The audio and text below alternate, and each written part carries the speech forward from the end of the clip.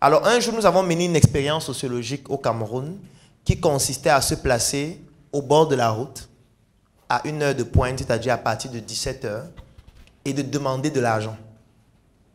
Ça veut dire on plaçait des personnes au bord de la route. Et ces personnes, chaque fois que quelqu'un venait, la personne devait demander « Ouais, mon frère, j'ai perdu mon porte-monnaie. J'ai besoin de 100 francs pour prendre la moto et rentrer chez moi. » Et dès que ça atteignait 100 personnes, on faisait le ratio pour savoir combien de personnes ont donné 100 francs. On s'est rendu compte que lors de la première expérience, il n'y a que 7% des gens qui donnaient. Parce que les gens analysaient de manière rationnelle. Mais toi, tu as tes 2 mains, tu as tes 2 pieds, tu parles bien, tu es bien habillé et tu demandes l'argent. Non, mon frère. Moi, je suis sorti à 4h du matin. J'ai beaucoup travaillé pour gagner mon argent. Je ne peux pas te donner. Tu es fou. Au lieu d'aller travailler, tu te places en route, tu demandes l'argent. Donc les gens ne donnaient pas. Ensuite, on a repris l'expérience, mais en changeant la manière de faire. Ça veut dire qu'il y avait 2 possibilités. Soit on demandait l'heure avant, et qu'on accostait la personne, on lui demande quelle heure il est.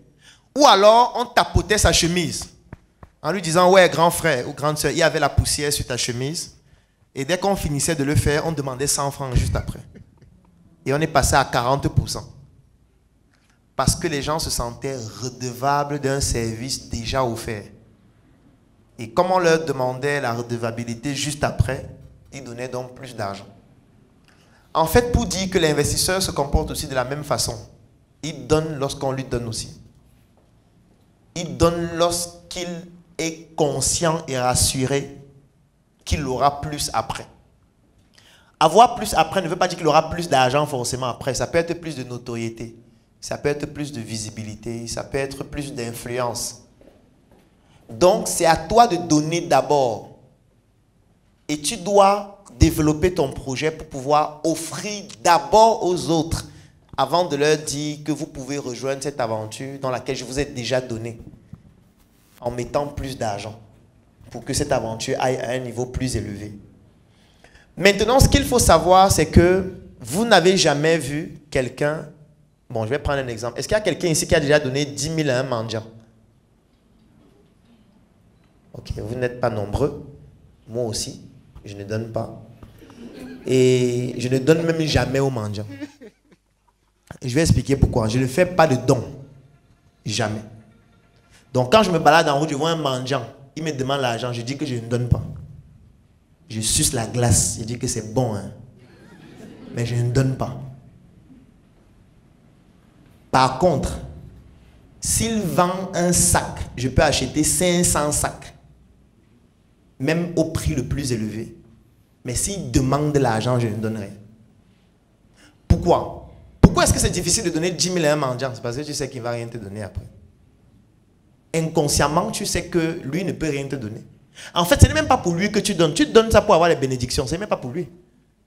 Tu donnes parce que tu sais que vraiment, Seigneur, toi-même, tu vois que j'ai donné 10 000 à un mendiant dernièrement. Dans les bénédictions, là, fais tomber, fais tomber. Donc, c'est pour toi que tu donnes. Ce n'est pas pour le mendiant. C'est pour ça que tu ne peux pas donner beaucoup. Parce que tu sais qu'il ne peut pas te donner aussi après. Parce qu'on n'a jamais vu un mendiant qui s'est arrêté un jour à un carrefour en disant vraiment, j'ai déjà trop mendié.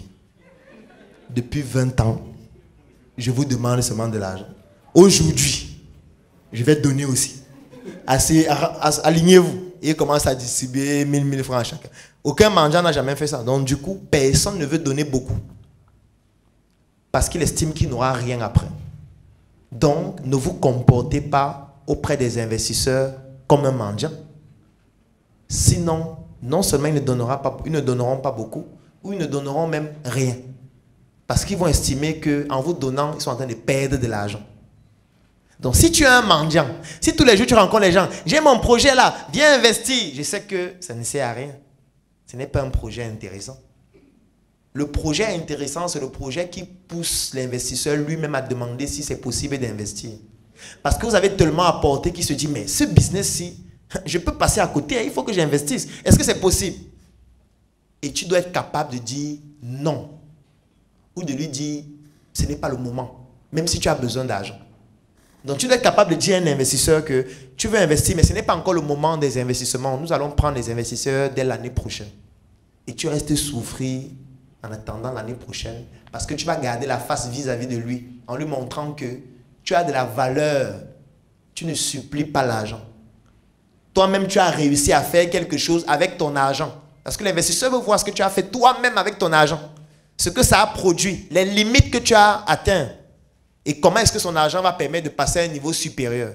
Tu ne peux pas venir, tu n'as rien fait, tu n'as que les papiers, un document, et tu demandes l'argent. Non. Donc, il faut, comme on le dit souvent à la Startup Academy, il faut faire ses classes. Donc, commence avec le peu que tu as, obtiens des résultats, documente tes résultats, très important. Donc, il faut toujours faire des rapports, il faut toujours faire la traçabilité, il faut toujours faire le reporting financier de ce que tu fais. Si tu peux avoir des factures de tout ce que tu fais, tu le fais. Si tu peux présenter le bilan de tes activités chaque mois, tu le fais. Et quand tu présentes ton projet, tu parles avec des chiffres. J'ai fait telle activité depuis tel nombre de temps. J'ai vendu, j'ai fait tel chiffre d'affaires, j'ai eu des marges de tel montant. Les difficultés que j'ai rencontrées, c'est le fait que je manque de telle machine, j'ai tel nombre de ressources humaines que je n'ai pas de local. Et pour pouvoir générer un chiffre d'affaires plus élevé, j'ai besoin de telle machine, j'ai besoin de prendre un local. Pour ça, ça va me coûter tel montant parce que j'ai déjà fait des recherches dessus. Les fournisseurs sont dans tel pays et si j'ai cet argent dans un délai de 12 mois ou de 24 mois, je pourrais générer un chiffre d'affaires prévisionnel de temps qui pourra permettre à ce que les investisseurs aient des marges de temps. C'est un discours cohérent qui montre ce que vous avez fait, les limites et comment est-ce que lorsqu'on vous donnera l'argent, vous allez réussir à l'investir et à avoir des marges après. Et après que vous ayez pris l'argent des gens, sachez que ça devient une prison parce que vous devez rendre compte régulièrement. Vous devez faire des rapports régulièrement. Vous devez faire des réunions régulièrement pour présenter le bilan de ce que vous avez fait. Même si ça ne marche pas, il faut expliquer ce qui ne marche pas. Donc, ça devient une discipline que vous devez vous infliger. Et vous ne pouvez pas vous engager dans cela si vous n'avez pas déjà cette discipline avant. Parce qu'il faut avoir cette discipline avant de le faire. Ne prenez pas l'argent de quelqu'un sans discipline sur la manière de gérer cet argent, sur la manière de rendre compte sur la manière de gérer cet argent. Parce que ce n'est plus votre projet à vous seul du moment où quelqu'un y met 100 francs. Donc, vous devez prendre des précautions.